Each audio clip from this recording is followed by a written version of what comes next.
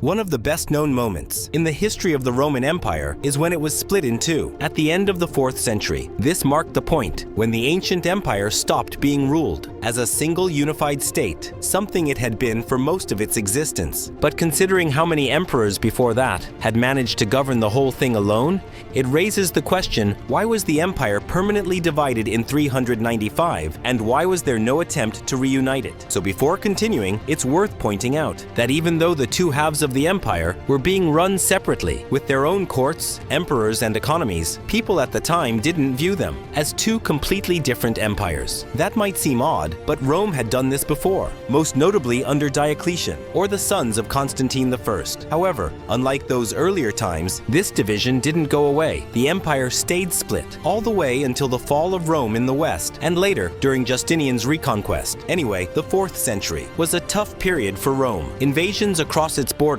religious conflicts within the empire, civil wars, and ongoing battles with Persia really stretched Rome thin. There were times when a single emperor controlled all of Rome's territory, and other times when one would have a deputy called a Caesar. Sometimes the empire was co-ruled by two emperors, one in the east and one in the west, and even those rulers sometimes had deputies of their own. Basically, the system kept shifting depending on who had the most power and could hold on to it. This went on until the end of the century, when Theodosius I, aka Theodosius the Great, defeated all his rivals and became the sole emperor of the entire empire. To make sure his sons would inherit power, he named Honorius and Arcadius as co-rulers, one for the west and one for the east. He died in 395, and after that, no single person ever ruled the whole Roman Empire again, at least not until the Western Empire collapsed. So why? Well, for the most part, there simply wasn't any good reason to try. The western half of the empire was clearly the weaker one. Because of that, the emperor in Constantinople was generally considered superior to the one in the west. By that time, Rome wasn't even the western capital anymore. Speaking of Rome in 410, it was sacked by the Visigoths. Just one more disaster in a Western empire that was already falling apart. Now the Eastern Emperor did sometimes step in to help manage things in the West, appointing emperors, sending troops, and helping recover lost lands. But no Eastern Emperor ever claimed full control over the Western side, and there were two main reasons for that. The first was that none of them wanted to take over that mess. The Western half had a weaker economy, more enemies both inside and out, and way more corruption. The Eastern emperors didn't actually want it to collapse, but stepping in to run what looked like a lost cause would only hurt their own position. Emperors who kept losing battles were often challenged for power, so it made more sense to just send some help and hope things worked out. The second reason was that the Eastern Empire had its own serious problems. The Ostrogoths, the Huns, and the Persians all continued to threaten Constantinople, and stabilizing their own borders was the top priority. Even managing just the eastern half was difficult, so adding the western half with all of its bigger problems was a no-go. This might sound a bit harsh, but in the end, the policy actually worked. After the fall of the Western Empire, the East survived, and during the reign of Justinian I,